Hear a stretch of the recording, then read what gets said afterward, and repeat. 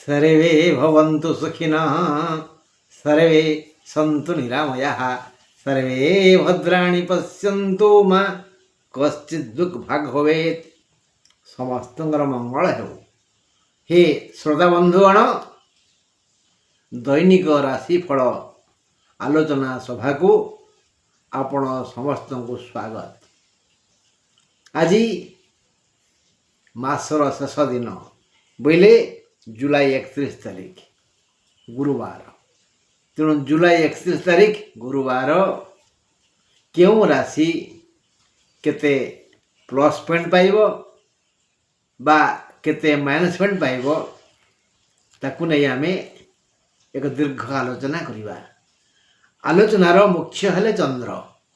ଦୈନିକ ରାଶିଫଳ ପାଇଁ ଚନ୍ଦ୍ର ହେଲେ ମୁଖ୍ୟ, କାରଣ ସେ ଗୋଟିଏ ରାଶିରେ ପ୍ରାୟ 1.5 ଦିନ ରହନ୍ତି। ତାଙ୍କର 27 ତାକୁ ଆମେ 27 ନକ୍ଷତ୍ର କହୁଛେ। ତେଣୁ ଗୋଟିଏ ଗୋଟିଏ ନକ୍ଷତ୍ର ପାଖରେ ସେ ପ୍ରାୟ ସମୟ କଟେଇ ଦିଅନ୍ତି। ଏଣୁ କେଉଁ ରାଶିକୁ କେତେବେଳେ ଯିବେ ସେ ନିଜେ ଜାଣିନାହାନ୍ତି, କିନ୍ତୁ ବିଜ୍ଞ ଜ୍ୟୋତିଷମାନେ ତାଙ୍କର ଜ୍ଞାନ ବୁଦ୍ଧି ବିବେକ ବଳରେ ନିର୍ଣ୍ଣୟ କରିଛନ୍ତି। ଆସନ୍ତୁ ଶୁଣିବା ମେଷ ରାଶି କଥା। ମେଷ ରାଶିକୁ ଆଜି ଶୁକ୍ର, ବୁଧ, ଚନ୍ଦ୍ର ଓ ରାହୁଙ୍କର ଦୟା ଅଛି। ଏଣୁ ଆଶା କରିନଥିବା ଦିଗରୁ ଅର୍ଥ ହଠାତ୍ କରଗତ ହେବ, ଯାହା କୁହନ୍ତି ଅକସ୍ମାତ ଅର୍ଥ ଲାଭ। ଶୁଭ ଖବର ଶୁଣି ଖୁସି ହେବେ। କର୍ମ ଯୋଜନା ସଫଳ ହେବ। କର୍ମ କ୍ଷେତ୍ରରେ ପ୍ରବଳ ଆଗ୍ରହ ବଢ଼ିବ। ଶ୍ରଦ୍ଧାରେ କର୍ମ କରିବେ। କର୍ମ ଏତେ ବଢ଼ିଆ କରିବେ ଯେ ପ୍ରଶଂସା ପତ୍ର ନିଶ୍ଚୟ ମିଳିବ, ହୁଏତ କାଗଜରେ ବା କଥାରେ। ଭଲ 2 ପଇସା ଆୟ ହେବ।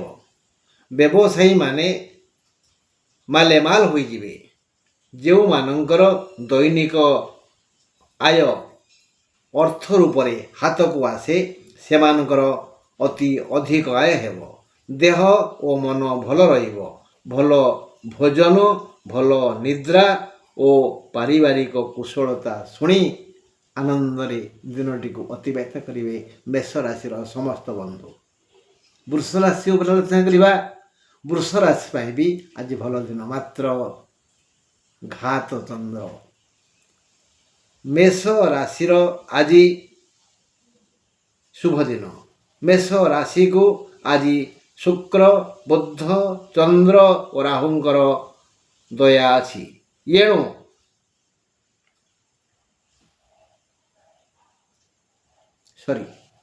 ବୃଷ ରାଶିକୁ ଆଜି ରବି, ଚନ୍ଦ୍ର, ଗୁରୁ, ଶୁକ୍ର, ଶନି, ରାହୁ ଆଦି ଗ୍ରହ ଗଣଙ୍କର ଅନୁଗ୍ରହ ଯଥେଷ୍ଟ ବେଶୀ ଅଛି। ବୃଷ ରାଶି ପୁରୁଷଙ୍କର ଆଜି ଘାତ ଚନ୍ଦ୍ର। ତେଣୁ ରକ୍ତପାତ ହୋଇପାରେ। କେଉଁ ଜାଗାରେ କେମିତି ବି ଟିକେ ବାଡ଼େଇ ହେଇ ଖଣ୍ଡିଆ ହେଇ ଝୁଣ୍ଟି ରକ୍ତପାତ ହେବ। ଏ ରକ୍ତପାତ ହେତୁ ମନ ଦୁଃଖ ହେବ, ମନ ବିଚଳିତ ହେବ, ଆଉ ସମସ୍ତଙ୍କର ସମସ୍ତ ଯୋଜନା ସଫଳ ହେବ। ବୃଷ ରାଶିର ସମସ୍ତଙ୍କର ସମସ୍ତ ଯୋଜନା ସଫଳ ହେବ। କାଲି ଯେଉଁ ଯୋଜନା କରିଛନ୍ତି ଆଜି କରିବା ପାଇଁ କରନ୍ତୁ ନା, ବିଜୟୀ ହେବେ। ଋଣ, ରୋଗ, ଶତ୍ରୁ ଏମାନେ ଶାନ୍ତ ହେବେ। ଦାମ୍ପତ୍ୟ, ପାରିବାରିକ, ଆର୍ଥିକ, ଲୌକିକ, ପାରମାର୍ଥିକ ଓ ବନ୍ଧୁ ସମ୍ବନ୍ଧୀୟ ସମସ୍ତ ଇଚ୍ଛା ପୂରଣ ହେବ। ସମସ୍ତେ ଆନନ୍ଦରେ ରହିବେ। ବୃଷ ରାଶି ପାଇଁ ଖାଲି ଘାତ ଚନ୍ଦ୍ର, ଏତିକି ଦୁଃଖ, ନହେଲେ ଆଉ ସବୁ ସୁଖ। ମେଷ ଭଳି ବୃଷ ଆଜି ଶତକଡ଼ା 100 ଶୁଭ ଫଳ ପାଇବେ। ଆସିବା ମିଥୁନ ପାଖକୁ। ମିଥୁନ ପାଇଁ ଆଜି ଭଲ ଦିନ ନୁହଁ। ମିଥୁନ ରାଶିକୁ ବୁଧ, କେତୁ, ଶନି ଓ ମଙ୍ଗଳ ଶୁଭ ଗ୍ରହଗଣ କଲ୍ୟାଣ କରିବେ। ଆଜି ଭାଇ ଭଉଣୀ ପରି ବ୍ୟବହାର କରିବେ ଶତ୍ରୁମାନେ। ବନ୍ଧୁ ଝମେଲା ସୃଷ୍ଟି କରିବେ। ତେଣୁ ବନ୍ଧୁ ଅମେଳ ହେବ। କିଛି ନା କିଛି ନୂଆ ରୋଗ ସୃଷ୍ଟି ହେବ। ପୁରୁଣା ରୋଗ ମୁଣ୍ଡ ଟେକିବ। ବୃଥା ବ୍ୟୟ କରି ଶାନ୍ତି ଭଙ୍ଗ ହେବ। ସମସ୍ୟା ଘନେଇ ଆସିବ। ଏଣୁ ନିରନ୍ତର ନିରନ୍ତର ରାଧେ ରାଧେ ରାଧା ରାଧା ଏଇ ଦୁଇଟି ଅକ୍ଷରକୁ ଜପ କରନ୍ତୁ ନା, ଏଇ ସମସ୍ତ ସମସ୍ୟା ଦୂରୀଭୂତ ହେଇଯିବ। ରାଧା ରାଧା ବା ସମ୍ବୋଧନରେ ରାଧେ ରାଧେ। ତପ୍ତ କାଞ୍ଚନ ଗୌରାଙ୍ଗୀ ରାଧେ ବୃନ୍ଦାବନେଶ୍ୱରୀ ବୃଷ ଭାନୁ ସୁତେ ଦେବୀ ପ୍ରଣମାମି ହରିପ୍ରିୟ। ଏ ମନ୍ତ୍ର ଜପିଲେ ଆହୁରି ଭଲ। ଆସନ୍ତୁ ଯିବା କର୍କଟ ପାଖକୁ। କର୍କଟ ରାଶି ଗୁରୁବାର ହେତୁ କର୍କଟ ରାଶି ପାଇଁ ଏକ ଶୁଭ ଦିନ, ଶୁଭବାର। ଏହି ଏଣୁ ପୂର୍ବକୃତ ସମସ୍ତ ସମସ୍ୟା ଦୂରୀଭୂତ ହେବ। ପୂର୍ବକୃତ କର୍ମରେ ସାଫଲ୍ୟ ମଣ୍ଡିତ ହେବେ, ପ୍ରଶଂସିତ ହେବେ। ରବି ମଙ୍ଗଳ ବୁଧ ଗୁରୁ ଶୁକ୍ର ଶନି ରାହୁ ଓ କେତୁ ଗ୍ରହମାନଙ୍କୁ ଦୁରୁଜୁହାର ଏମାନେ ବିରୋଧ କରିବେ, କିନ୍ତୁ ଏକାକୀ ଚନ୍ଦ୍ର ପୂର୍ଣ୍ଣ ସହାୟ ହେବ। ଚନ୍ଦ୍ରଙ୍କ ଦାୟିତ୍ୱରେ ଯେଣୁ ନିଜ ରାଶି କର୍କଟ ଅଛି, ତେଣୁ ପୂର୍ଣ୍ଣ ପ୍ରାଣରେ ଚନ୍ଦ୍ର ସହଯୋଗ କରିବେ। ସମସ୍ତ ପ୍ରକାର ବୃତ୍ତିଧାରୀମାନଙ୍କର ଆୟ ଭଲ ହେବ। ଆଜି କର୍କଟ ରାଶିର ସମସ୍ତ ବନ୍ଧୁ ସୁଖରେ ସମୟ କାଟିବେ। ଭଲ ଭୋଜନ ହେବ, ଦେହ ଭଲ ରହିବ, ବନ୍ଧୁ ପାଖକୁ ଆସିବେ, ସୁନ୍ଦର ସଂଳାପ କରିବେ। ଏଇଭଳି ବେଳେବେଳେ ଟିକେ କର୍କଟର ଭଲ ପଡ଼ୁଛି, ନହେଲେ କର୍କଟ ରାଶି ଲୋକମାନେ ପ୍ରାୟ କଷ୍ଟ ଭୋଗୁଛନ୍ତି, କାରଣ ସବୁ ଗ୍ରହ ପ୍ରାୟ ଅନୁଚିତ ଚିନ୍ତାଧାରା ନେଇଛନ୍ତି। ଏବେ ସିଂହ ରାଶି ପାଖକୁ ଯିବା। ଦିନ 11:30 ପରେ କର୍କଟ ରାଶି ପାଇଁ ଦୁଃଖ ଆସିବ। ନାନା ସମସ୍ୟା ମୁଣ୍ଡ ଟେକିବ, ଦେହ ଖରାପ ହେବ। ତେଣୁ ଏହି ସମୟ ଆସିଲେ ଓଂ ଚଂ ଚନ୍ଦ୍ରାୟ ନମ ବୋଲି ଜପନ୍ତୁ ନା। ଦିନ 11ଟା ପରେ କର୍କଟ ରାଶିର ଖରାପ ହେବ। ସିଂହ ରାଶିର ଆଲୋଚନା କରିବା। ଏବେ ଶାରୀରିକ ଓ ମାନସିକ ପୀଡ଼ା ଭିତରେ ସିଂହ ରାଶି ଆଜି ଅଣନିଶ୍ୱାସୀ ହୋଇଯିବେ। ଶାରୀରିକ ଓ ମାନସିକ ପୀଡ଼ା ଭିତରେ ସିଂହ ରାଶି ଆଜି ଅଣନିଶ୍ୱାସୀ ହୋଇଯିବେ। ଅସୁରଗୁରୁ ଶୁକ୍ର ଓ ଦେବଗୁରୁ ବୃହସ୍ପତିଙ୍କ କଲ୍ୟାଣ ପ୍ରାପ୍ତ ହେଲେ ବି ଏ ସମସ୍ୟା ଶୀଘ୍ର ଦୂର ହେବନି। ଏଣୁ ସମସ୍ତ ବଡ଼ ବଡ଼ ସମସ୍ୟା ମୁଣ୍ଡ ଟେକି ହଇରାଣ କରିବ। ଦିନ ସାରା ଦୁଃଖ ମିଳିବ। ଯଥା ସମ୍ଭବ ନୀରବତା ରକ୍ଷା କଲେ ଭଲ ହେବ। ସବୁ ଶୁଣି ଈଶ୍ୱରଙ୍କୁ ସ୍ମରଣ କରନ୍ତୁ, ଯୁକ୍ତି କରନ୍ତୁନି, କଳହ କରନ୍ତୁନି। ପାରିବେ ତ ମନ୍ତ୍ର ଜପନ୍ତୁ। ଓಂ ନମୋ ଭଗବତେ ବାସୁଦେବାୟ କ୍ଲିଂ କୃଷ୍ଣାୟ ଗୋବିନ୍ଦାୟ ଗୋପୀଜନ ବଲ୍ଲଭାୟ। 11:30 ପାଇଁ 11:30 ଯାଏ ଏ ସମସ୍ୟା ରହିବ। ତାପରେ 11:30 ପରେ ଏ ସମସ୍ୟା ଧୀରେ ଧୀରେ ଦୂରେଇ ଯିବ। ସମସ୍ତ ସମସ୍ୟାର ମୁକ୍ତ ହୋଇ 12ଟା ପରେ ପୁଣି ଶାନ୍ତି ପାଇବେ, ଯେମିତି ପୂର୍ବରୁ ଶାନ୍ତି ପାଉଥିଲେ। ଏ ଗଲା ସିଂହ ରାଶି କଥା। ଏବେ ଆଲୋଚନା କରିବା କନ୍ୟା ରାଶି କଥା। ଦିନ 11:30 ଯାଏ କନ୍ୟା ରାଶି ଏକ ପ୍ରକାର ମଧୁମୟ ଦିନ କାଟିବେ। ଦିନ 30 ଯାଏ କନ୍ୟା ରାଶି ଏକ ପ୍ରକାର ମଧୁମୟ ଦିନ କାଟିବେ। ମଳୟ ପବନ ତାଙ୍କୁ ଆନନ୍ଦ ଦେବ। ଯଦି କୁଆଡ଼େ ଯାତ୍ରା କରିବାର ଅଛି, କୌଣସି କାମର ଶୁଭ ଦେବାର ଅଛି, ମଞ୍ଜି ଲଗାଇବାର ଅଛି ବା ଚାଷ ଆରମ୍ଭ କରିବାର ଅଛି, ତେବେ 11:30 ଭିତରେ ଏ କାର୍ଯ୍ୟ ଆରମ୍ଭ କରିଦିଅନ୍ତୁ। କାରଣ 11:30 ପରେ ଶୁଭ ସମୟ ପଳେଇଯିବ। ମନ ବିକଳିତ ହେବ। ସାମାନ୍ୟ ଧନ ହୁଏତ କରଗତ ହେବ। ଅପରପକ୍ଷରେ ଅତୀତରେ ଯେଉଁ ସବୁ ଭୁଲ କାମ କରିଛନ୍ତି ତାର ଦଣ୍ଡ ଠିକ୍ 12ଟାରୁ ଆରମ୍ଭ ହେଇଯିବ। ଯଦି ପୁଣ୍ୟ ବଳ ଅଧିକ ଥାଏ, ଜାତକରେ ଗ୍ରହମାନେ ଶୁଭସ୍ଥାନ ଥାନ୍ତି, ଏ ଦଣ୍ଡ ହୁଏତରେ କମ୍ ହେଇପାରେ। ତେଣୁ ତୁରନ୍ତ ଏ ସମସ୍ୟା ଆସିଲେ ତୁରନ୍ତ ସ୍ମରଣ କରନ୍ତୁ ରାଧେ ରାଧେ ରାଧେ ରାଧେ। ଏବେ ଆସିବା ତୁଳା ପାଖକୁ। ତୁଳା ରାଶି ପାଇଁ ଶୁଭ ସମୟ ଆସୁଛି। ଯାହା ଆପଣ ଖର୍ଚ୍ଚ କରିବେ 11:30 ଯାଏ। 11:30 ପରେ ଅତି ଜରୁରୀ କାମରେ ତ ଖର୍ଚ୍ଚ ହେବ, ବନ୍ଦ କରିହେବନି, କିନ୍ତୁ 11:30 ପରେ ଅତୀତରୁ ଥିବା ସମସ୍ତ ସମସ୍ୟା ଦୂରେଇଯିବ। ଖର୍ଚ୍ଚ ଆଜି ବେଶୀ ହେବାର ଅଛି ତୁଳା ରାଶିର। ତେଣୁ 11:30 ପର୍ଯ୍ୟନ୍ତ ହାତ ଜାକି ଦିଅନ୍ତୁ, ମନ ଖୋଲା କରନ୍ତୁନି, ବିଭିନ୍ନ ଆଳ କରିକିରି ଟିକେ ଚୁପ୍ ରହିଯାଆନ୍ତୁ। କାରଣ 11:30 ଭିତରେ ଗୁଡ଼ାଏ ଖର୍ଚ୍ଚ ହେବାର ଯୋଗ ଅଛି। ଯଦି କୌଣସି ପ୍ରକାରରେ 11:30 ପଳାଇଯାଏ ତାହେଲେ ଆପଣଙ୍କ ଖର୍ଚ୍ଚ କମିଯିବ, ସମସ୍ୟା ଦୂରେଇ ଯିବ, ଶାନ୍ତି ପାଖକୁ ଆସିବ, ଆନନ୍ଦିତ ହେବେ। ତେଣୁ 11:30 ପରେ ଅତୀତରୁ ଥିବା ସମସ୍ତ ସମସ୍ୟା ଦୂରେଇ ଯିବ, ମନ ଶୀତଳ ହେବ, ସୁଗନ୍ଧ ପବନ ବହିବ, ଯାହା ମହାଲକ୍ଷ୍ମୀଙ୍କର କରୁଣା ବାରିବର୍ଷା ହେବ, ବହୁ ଶୁଭ କାର୍ଯ୍ୟ ହେବ, ଭଲ ଭୋଜନ ମିଳିବ, ଉତ୍ତମ ନିଦ୍ରା ବି ଆସିବ, ରାତିରେ ଭଲ ଶୋଇପାରିବେ, ଆତ୍ମୀୟ ଲୋକ ସହଯୋଗ କରିବେ ଓ ସବୁ ସମସ୍ୟା ଦୂରୀଭୂତ ହେବ। କିନ୍ତୁ 11:30 ଯାଏ ଅଶାନ୍ତ ବୋଧ ହେବ। ଆମେ ଏବେ ଆସିବା କନ୍ୟା ବିଛା ପାଖକୁ। ବିଛାକୁ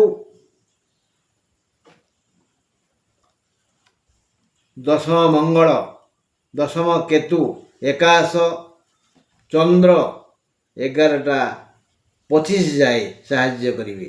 ତେଣୁ 11ଟା ଭିତରେ ଯଦି କୁଆଡ଼େ ଦୂରକୁ ଯିବାର ଅଛି ଯାତ୍ରା କରନ୍ତୁ ବା କୌଣସି ଗଛ ବା ମଞ୍ଜି ଲଗାନ୍ତୁ 11:25 ଭିତରେ। କୌଣସି ଶୁଭ କାର୍ଯ୍ୟ ଆରମ୍ଭ କରିଦିଅନ୍ତୁ 11:25 ଭିତରେ। 11:25 ପରେ ସମସ୍ୟା ଭିନ୍ନ ରୂପ ନେବ, ଦେହ ଖରାପ ହେବ, ଯନ୍ତ୍ରଣା ବଢ଼ିଯିବ, ମନକୁ ବିରକ୍ତ ଲାଗିବ ଓ କୌଣସି ଲୋକର କଥା ତୃପ୍ତିଦାୟକ ହେବ ନାହିଁ।